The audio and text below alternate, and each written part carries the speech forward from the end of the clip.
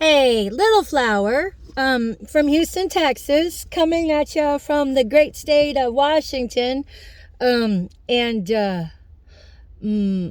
my government name is Patricia Regali. My maiden last name is Landon. That's like Michael Landon, Landon. So I'd always said, ever since I was a kid, I always wanted to be an actress, a rock star. So I manifested that ever since I was a child. So, it is what it is. And when I was a kid, I also wanted to be a teacher, like really, really, really, really, with all my heart, and soul. And whenever I was a kid, I used to play bank with my friends in the garage, and also used to play teacher. And my one Christmas, Santa Claus gifted my sister and I a show and tell, which was very progressive for its time, especially having been in the 80s. So basically, it was a projection box that you would put in, looks like kind of like microfiche, into the deposit portion. And so it was kind of like those, I don't even know what you call them.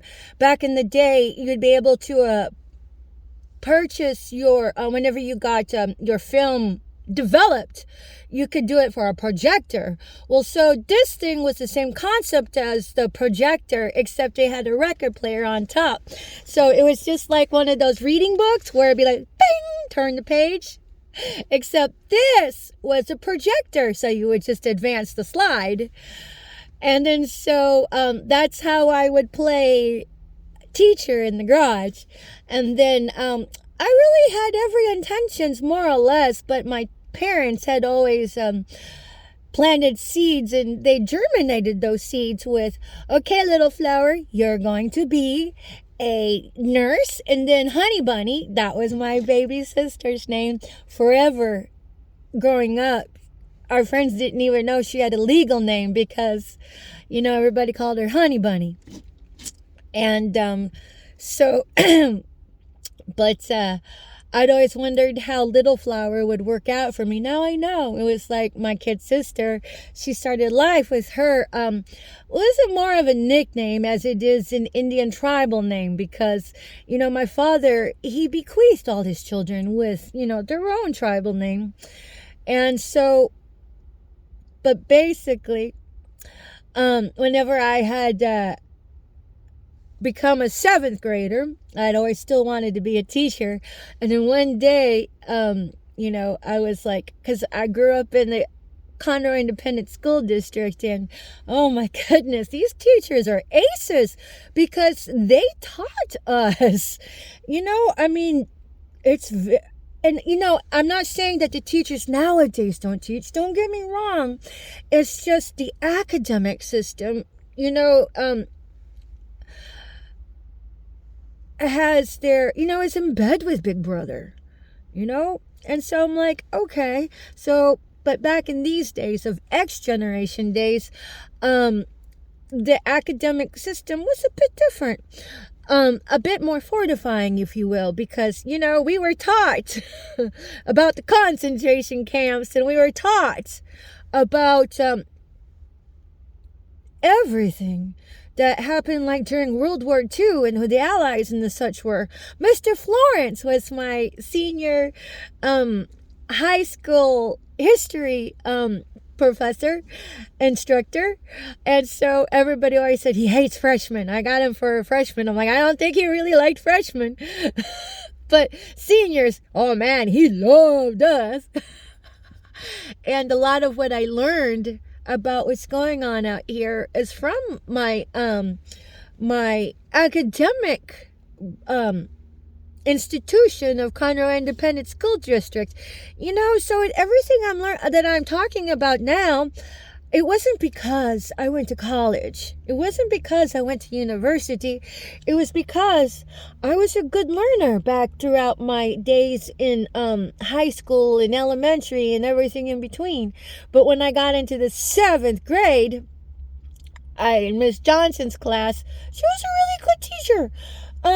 But my my fellow students, my fellow students in there, they were atrocious. I'm just all like, one day I took a hard look around because I was always an observer, you know? And I always paid attention to my teachers, especially when my peers weren't paying attention. And then one day I was like, I looked around the room and hardly anybody was paying attention. And then I looked at my teachers and I was like, they're still giving it their all, even when the students were so disrespectful. But in that moment, I decided, no way, I am not going to become an academic institution teacher. Because these kids, my own peers, they turned me off from it because I'm all like, I don't want to have to deal with that. No. And all my hats off to all of you teachers. Thank you for what you do. You guys, I remember whenever I was, the younger one, and hearing the populace say that we were the future of, America. And now, fast forward, here I am. I am quite the avant-garde thinker. Not really. Because I'm just calling it out. See that car? It'd been there for a while, but when they got there, that wasn't there, And so I'm just all like, yeah, Liberty Squatter, I would imagine. They don't give two shits about the state of about keeping America clean.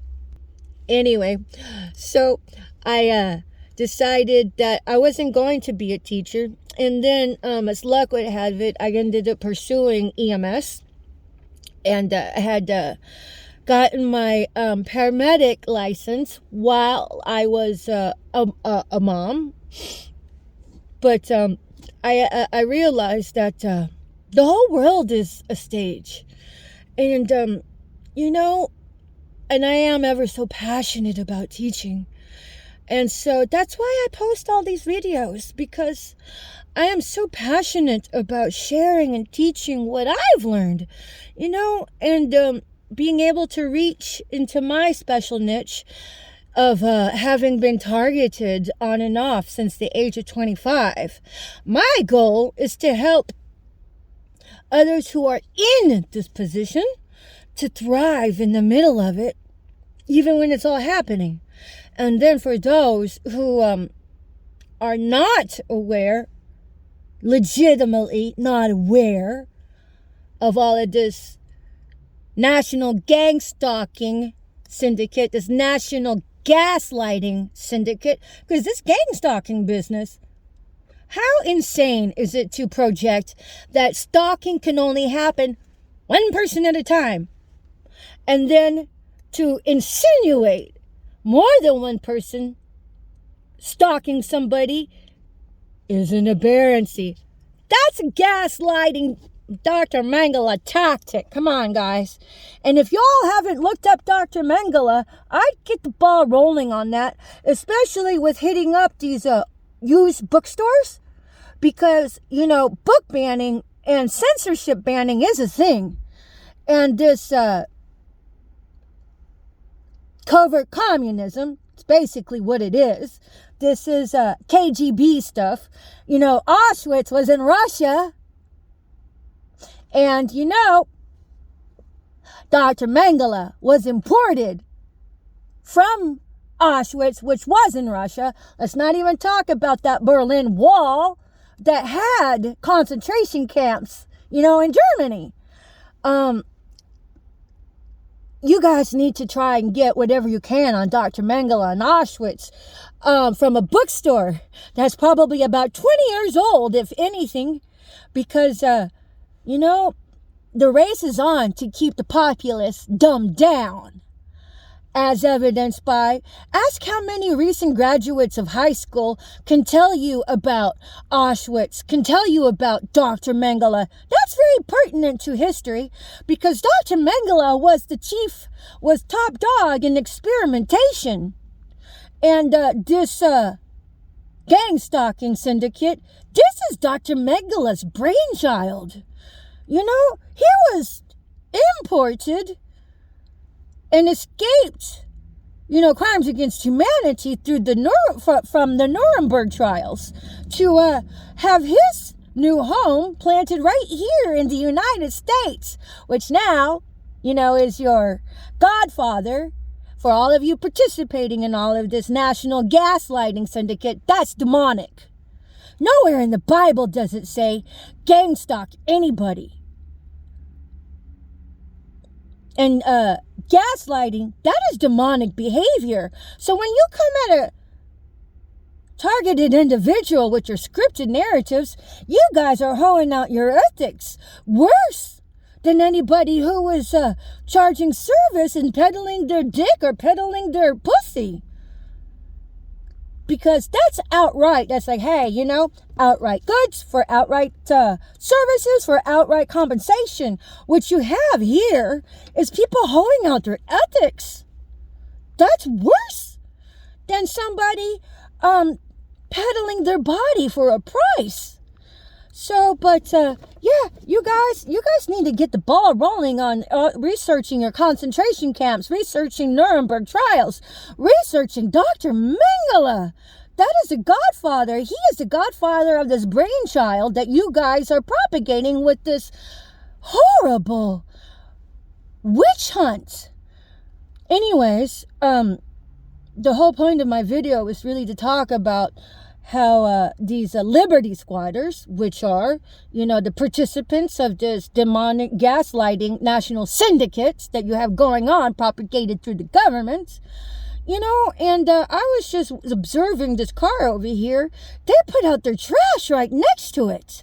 That is a characteristic of liberty squatters because, you know what? They don't give they're everybody participating in this gaslighting national syndicate.